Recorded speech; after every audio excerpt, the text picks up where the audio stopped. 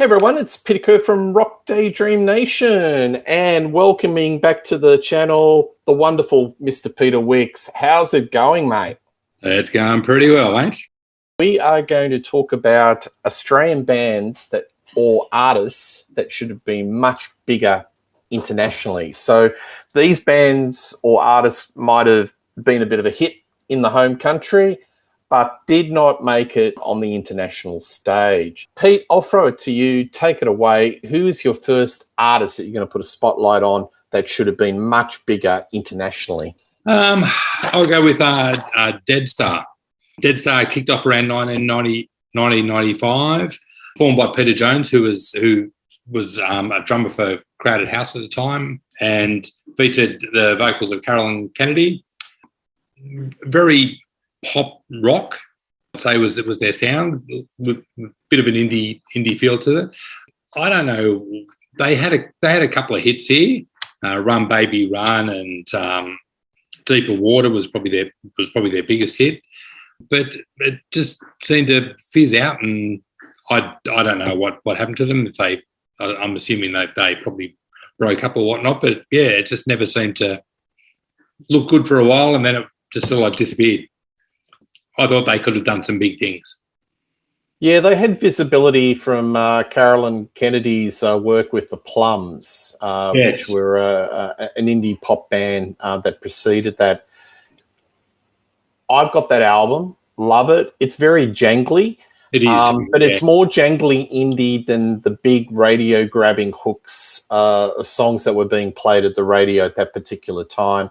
And I think it's probably pretty typical that it comes down to the record company. It just didn't push it, did it?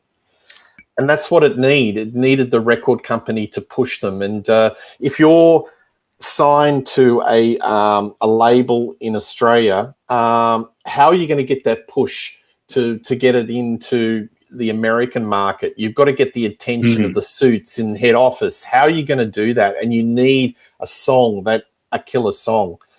Deeper Water is that the song, Deeper Water? Yeah, Deeper Water, yeah. That was as catchy as hell. That was catchy, and it should have got them in, but it didn't. So did you ever see them live? No, never saw them live. So yep. So I think, mind you, I was overseas for a lot of the time when they were around. So like I was overseas from '96 for a few years. So yeah. So they did a couple of albums. I'm just looking it up.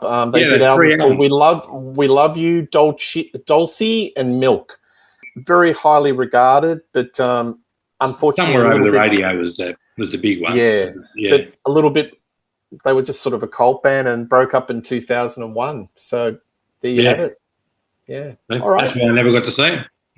Good one. Now, this next one is a little bit, a little bit different. I'll throw this into a mix. This guy was a quadruple threat. He was a singer, songwriter, actor, tread the boards in theatre. I think I'm going more than quadruple threat or whatever it is. I'm talking about Jon English. Now, hear me out. This guy had raw talent and great vocal chops, and he had the look. I've got this thing. I've had this discussion with with Bicycle Legs and a few people on the channel. I think that if this guy was in the Vander and Young staple, and they wrote songs for him in the vein of AC/DC, he could have been a superstar because he had the rock star look. He had the rock star voice. Yeah, I love a lot of his songs, like Hollywood 7. Turn the Page, the Bob Seger song. I dare anyone. I actually rate that higher than the Metallica version. 6 Ribbons.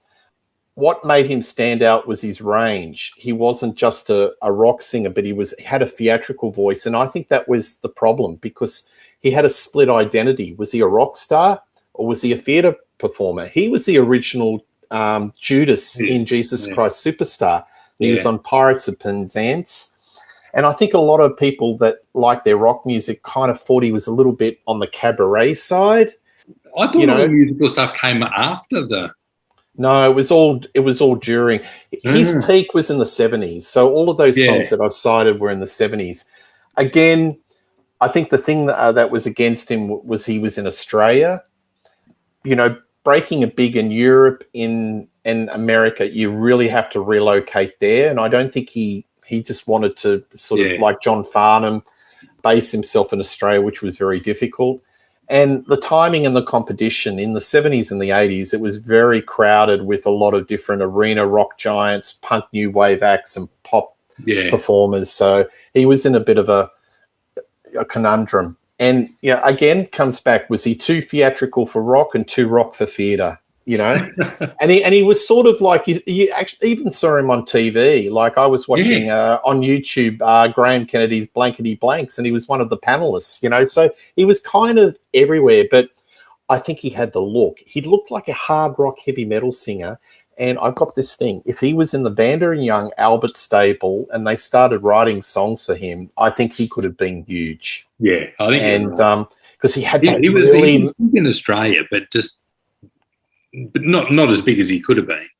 But, he could have been much bigger, and he could have got that international push because he had the looks, he had that gravelly, raspy voice, and he just looked like a rock star. So, anyway, I mean, I knew him, but if you asked me to name a song, I couldn't name a single song. Yeah, I mean, everybody knew who he was. Yeah, but do you get where I'm getting? Yeah, yeah. And then I remember he did a sitcom. He was on I can't remember. All Together Now. Now. Yeah, with Rebecca Gibney. Yeah. Very versatile acting. Yeah. I mean, he was even acting in the 70s. He was in Homicide and Matlock, and the guy could do everything. But I just would have loved him to, you know, just do straight edge, hard rock, AC/DC style, and I think he would have conquered the world. So have I sold you on that? No, I totally agree. He was a household name. Like everybody knew. It doesn't matter how old you were, or everybody knew who he was. Yeah, and died too young, 66. So I didn't know. So yeah, unfortunately. Anyway, Jon English should have been bigger. Yeah.